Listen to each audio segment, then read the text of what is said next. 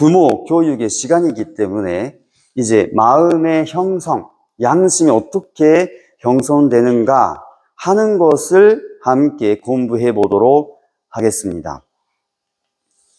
자, 하나님이 아담과 해와 남자, 여자, 아버지와 어머니로 분립을 하셨는데요. 의미 없이 나눴을까요?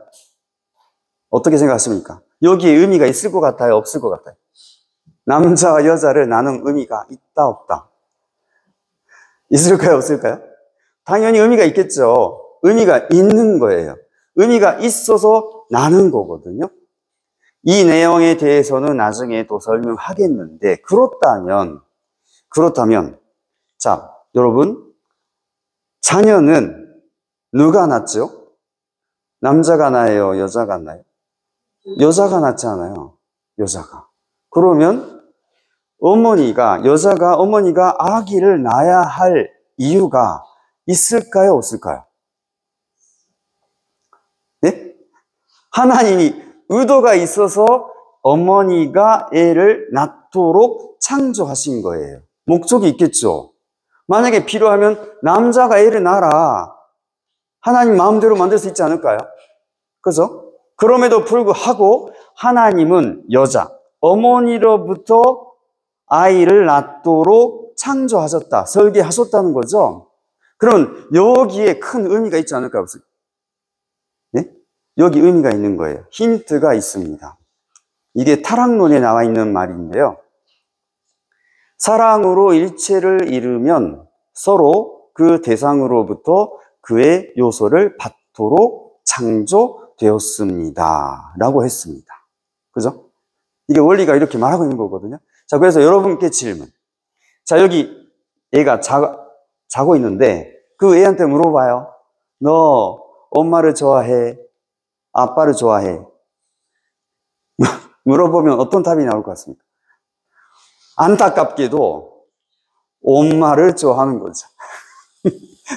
안타깝게도. 저는 남자이기 때문에 아빠라는 소리를 못 듣는 거죠. 어머니를 좋아하는 거예요. 어머니를 사랑한다는 거예요. 당연히 어머니도 이 아이를 사랑하겠죠. 그러면 어떻게 된다고요?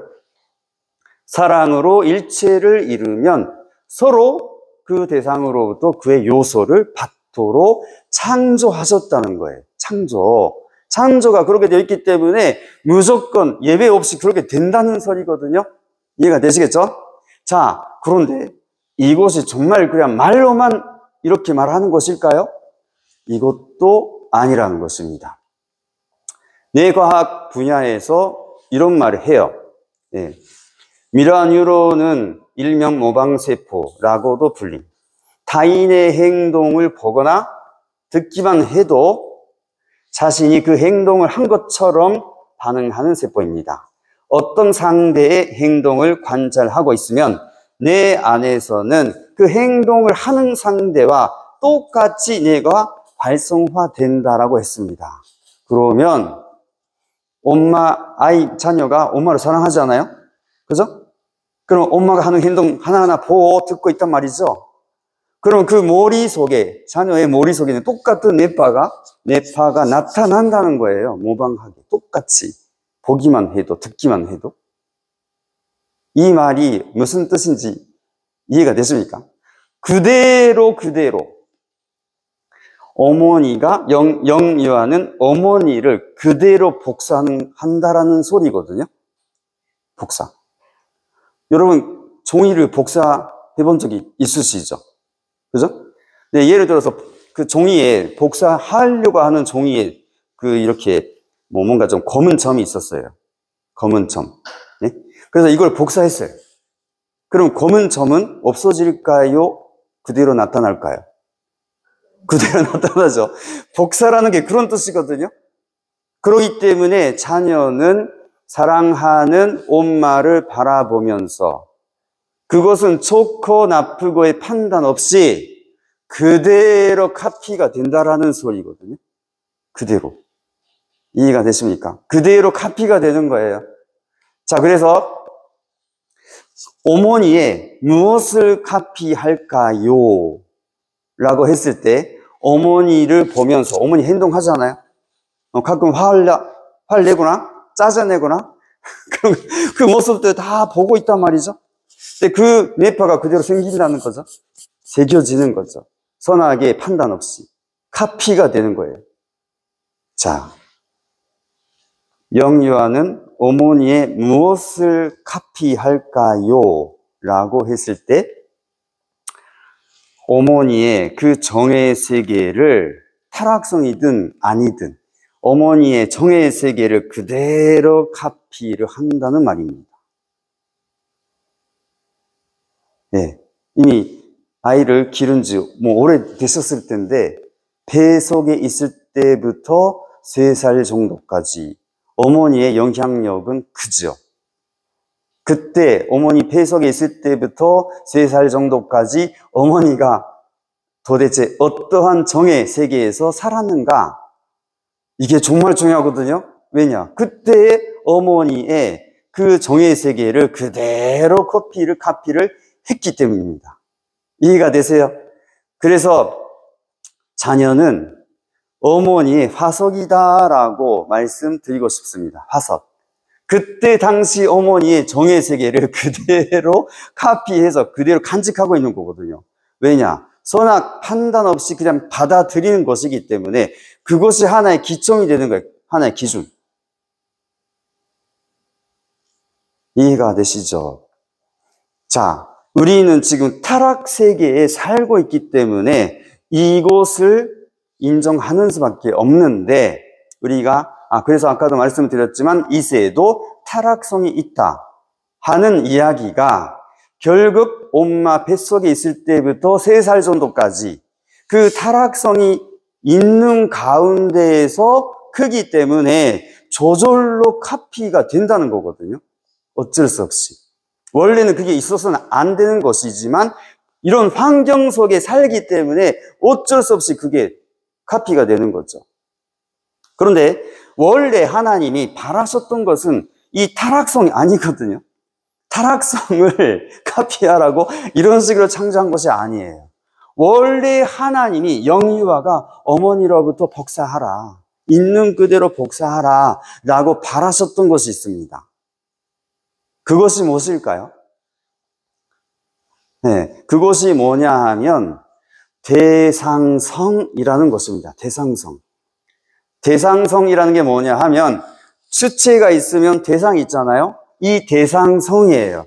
대상다워야 한다라는 말입니다, 이게.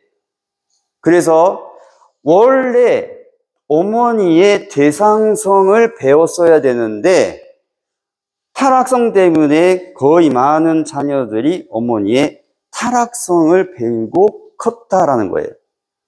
여기까지. 그래서 대상성이 뭐냐라는 이야기를 조금 해보겠습니다. 대상성이 어떤 것인지. 네.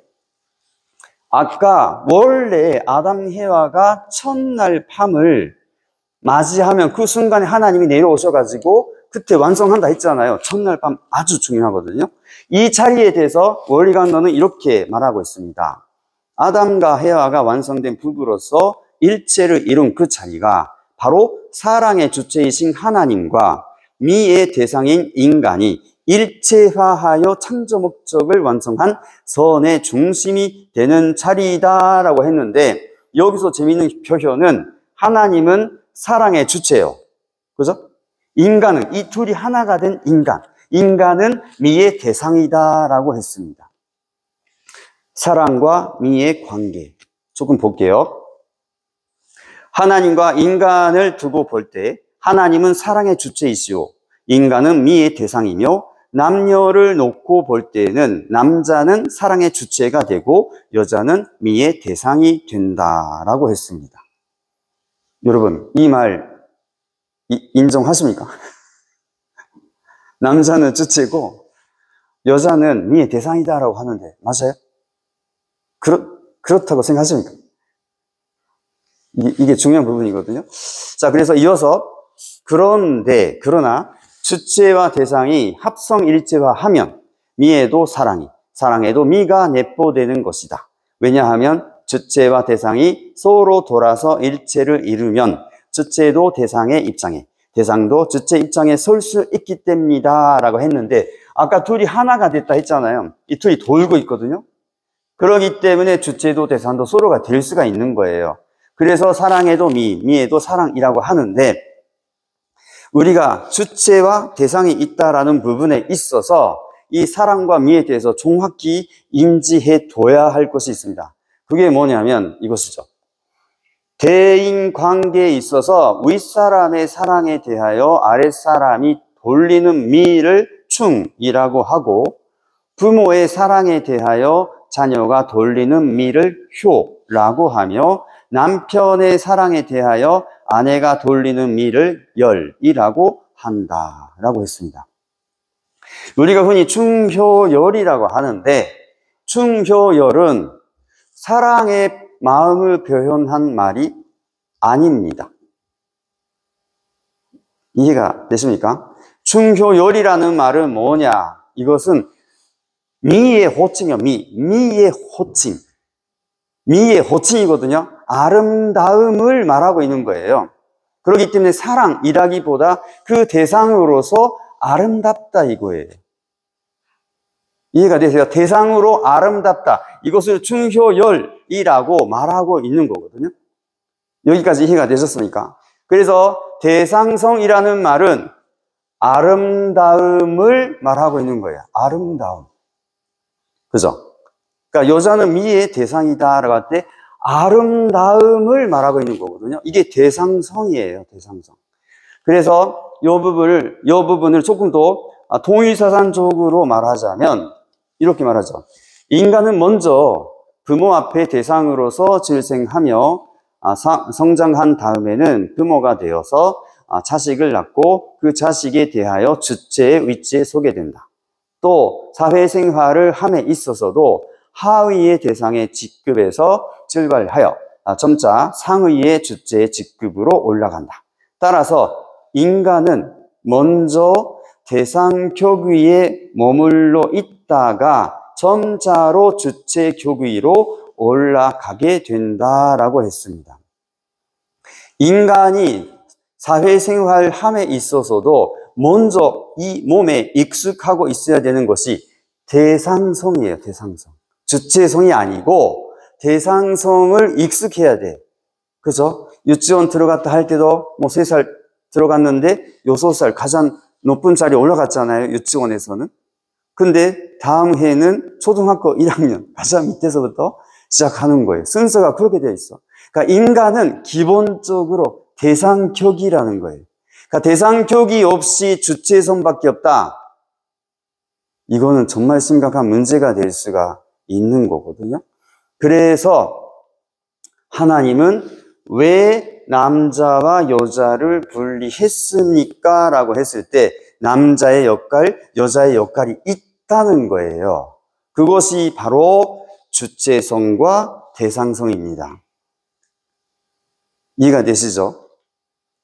그래서 자녀가 왜 어머니한테서 태어나게 되어 있을까요? 하나님은 이 대상격위에 있는 어머니를 통해서 그 대상성, 대상다움, 아름다움을 복사하라 해서 자녀가 어머니를 사랑하게 만든 것입니다. 이런 식으로. 이해가 되셨어요? 그런데 아까 말씀드렸죠. 선과 진리와 본심. 이거는 혼자 결정하는 것이 아니다라고 했습니다. 선도, 진리도, 본심도 혼자 결정되는 것이 아니거든요. 둘이서 합하면서 결정되는 것이기 때문에 이러한 대상성의 입장에서 봤을 때 혼자 결정할 수가 없는 것이기 때문에 대상성을 발휘하는 삶의 모습은 이런 거예요. 온유, 겸손, 위타심. 어머니가 발휘해야 할 덕목, 온유, 겸손, 위타심.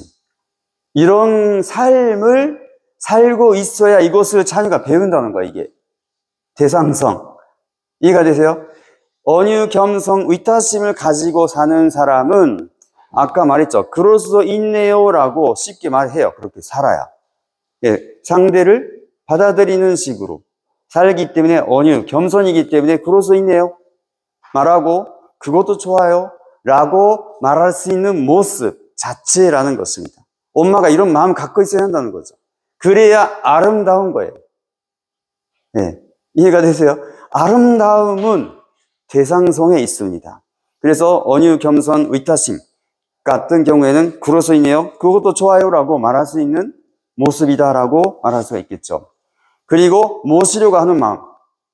내가 대상이기 때문에 주체를 모시려고 하는 마음이 있어야겠죠. 그렇기 때문에 충성심이라든가 효선심, 봉사심, 배려, 상대에 대한, 주체에 대한 배려, 이런 것들이 사실은 많이 있어야 돼요. 근데 이것을 자녀가 배우면 이 자녀의 마음속에는 종착적 대상성을 제대로 배우고 간다는 거예요. 이해가 되세요? 근데 엄마하고 아빠가 맨날 싸워. 그러면요, 엄마의 마음세계를 배우는 거거든요. 그렇기 때문에 우리가 살아감에 있어서 이러한 언유, 겸손, 의타심, 모시려고 하는 마음을 항상 기르고 있어야 한다라고 말씀드릴 수가 있고, 특히 어린 애를 기르고 있을 때는 이런 마음을 갖고 애한테 대할 필요가 있다는 거죠. 예. 근데 현실적으로는 이런 세계를 가르치는 것이 아니고, 종의 세계, 우리의 타락성을 그대로 자녀에게 카피를 해왔다라는 것이 우리의 현실이고 사실이 아닐까. 그러기 때문에 자녀들의 마음속에 자기 중심이 저절로 카피가 되는 거거든요. 자기를 중심으로 한 나침반이 자기 중심적으로 바뀌었기 때문에 나침반이 이미 고장난 상태에서 양심을 길러 가는 거예요. 비틀어진 대로. 자기 중심으로 비틀어진 대로 가게 되는 거예요. 그 속에서 자녀들은 그 비틀어진 양심의 기준을 가지고 나름 열심히 사는 거예요, 자녀가. 부모가 가르쳤으니까 이렇게 살아라고. 어머니한테 카피를 했으니까 그대로 가는 거예요. 양심의 기준으로 해서. 그 모습이 여러분의 자녀의 모습이다 라고 한번 생각해 보시기 바랍니다. 가르쳐 버린 거거든요. 가르친 것이 아니에요. 살다 보니까 완전히 카피가 돼버린 상태예요. 그런데 그것이 선이다라고 생각해서 큰 거죠, 자녀들은.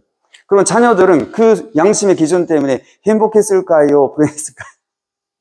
한번 생각해 볼 필요가 있겠지요.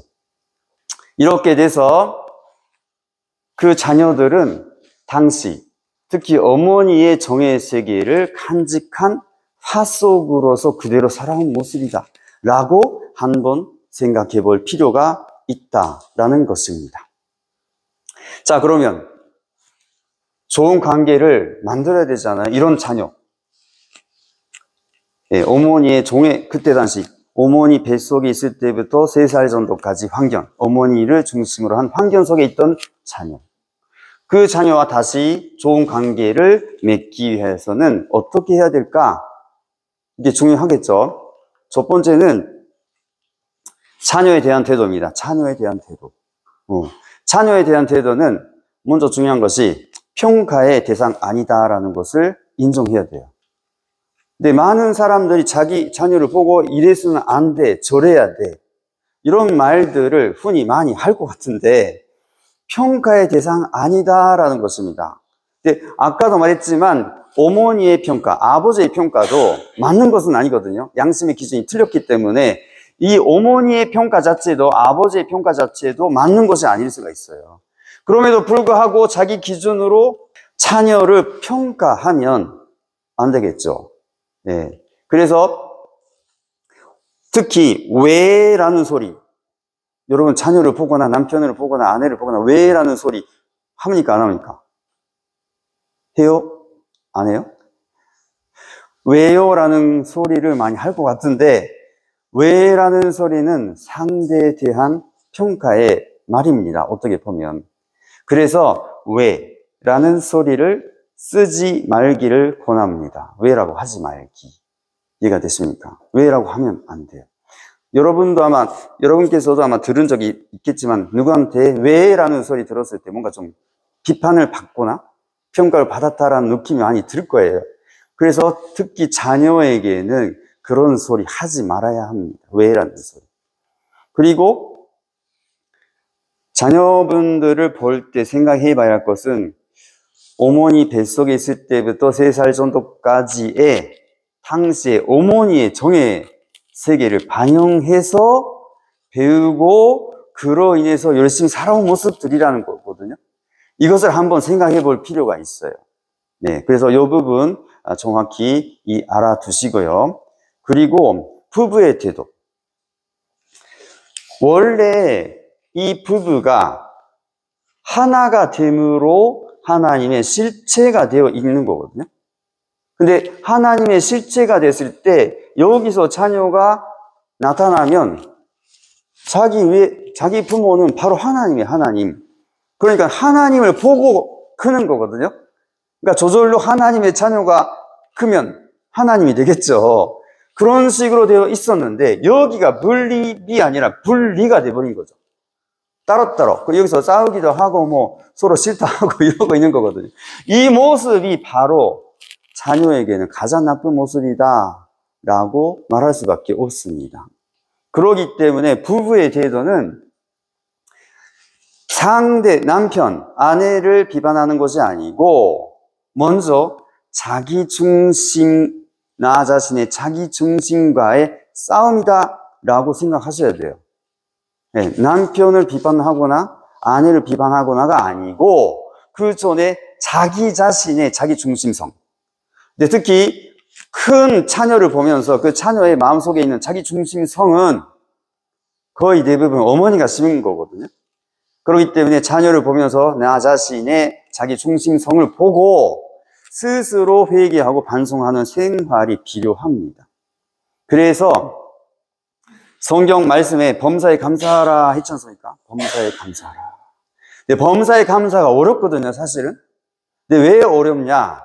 내 마음속에서 감사 못해라는 감정이 나타나기 때문에 어려운 거예요. 네, 이 감정하고 싸워야 돼. 아니다. 그래도 감사해야 돼. 네, 이 감정이 타락성이거든요. 자기를 중심으로 해서는 도저히 감사할 수가 없어. 예, 이것이 자기 중심적 타락성이기 때문에 그래, 이 마음을 이겨야지 해서 범사에 감사야. 이렇게 자기 자신을 다스려야 한다라는 것을 기억해 두시기 바랍니다. 그리고 또 하나는 헤아리지 말아요. 헤아리지 마라. 여러분께서 자녀의 모습을 보고 이랬을 것이다. 남편의 모습을 보고 이랬을 것이다. 이렇게 그냥 자기 머릿속에서만 헤아릴 경우가 종종 있지 않을까 싶은데 헤아리지 말아주세요. 헤아리지 말아야 합니다. 자기가 당신에 대해서, 그 자녀에 대해서, 남편에 대해서, 아내에 대해서 헤아렸다 칩시다. 근데 그 헤아림이 얼마나 맞을까요? 얼마나 100% 맞는 것이 사실은 아니거든요. 헤아림이 맞지 않습니다. 그러니까 차라리 아예 헤아리지 말라. 그래서 이 헤아림은 자기를 중심으로 한, 자기 양심을 중심으로 한 헤아림이라는 거죠. 그러니까 이것을 그대로 간직하고 있으면 자기 중심성 벗어날 수가 없고 부부의 관계도 좋지 않습니다. 그렇기 때문에 헤아리지 말아요. 헤아리지 마라. 아시겠습니까? 이런 식으로 해서 상대를 있는 그대로 받아들이는 말을 많이 써야 합니다. 아까 제가 뭐라고 했습니까? 어떤 말을 해라고 했죠? 네, 그럴 수 있네요 라고 해야 돼요. 헤아리지 말고 그럴 수 있네요 라고 해버리는 게 훨씬 낫다는 거예요. 네. 왜? 라고 하기 전에 아니 그럴 수 있네요 라고 받아들이는 게 낫다는 거예요. 왜냐? 둘이 하나가 돼야 하나님이 임재하시는 거거든요. 둘이 하나가 안 되어 있으면 이미 여기 하나님이 떠났어. 그러면 자녀들을 가르칠 자격도 없다라는 거죠. 그렇기 때문에 부부는 정말 둘이 하나가 되기 위해서 예, 범사에 감사하고 헤아리지 말고 있는 그대로 받아들이고 그런 자기와의 싸움을 승리해 가면 부부 관계가 좋아지고 그리고 자녀들은 그 엄마 아빠의 거리기 때문에 그 과거의 엄마의 심정권을 갖고 있겠지만 이 부부가 좋아지면서 관계가 반드시 좋아집니다. 그렇기 때문에 부부, 아빠와 엄마가 정말 이런 식으로 해서 아빠도 자기 마음의 자기 중심성, 엄마도 자기 마음의 중심성을 싸우는 거예요. 서로가. 그래서 서로가 노력하면 하는 만큼 둘이 사이가 가까워져서 여기에 하나님이 내려오셔가지고 하나님과 함께 사는 가정을 이룰 수가 있을 것입니다. 그래서 여러분께서 제가 오늘 말씀드린 건 그럴 수 있네요. 네, 왜? 라는 소리 절대 하지 마시고 상대를 있는 그대로 받아들이며 범사에 감사하여 헤아리지 말고 있는 그대로 받아들이는 생활을 열심히 해보시기를 바라면서 오늘 강의를 마치겠습니다. 감사합니다.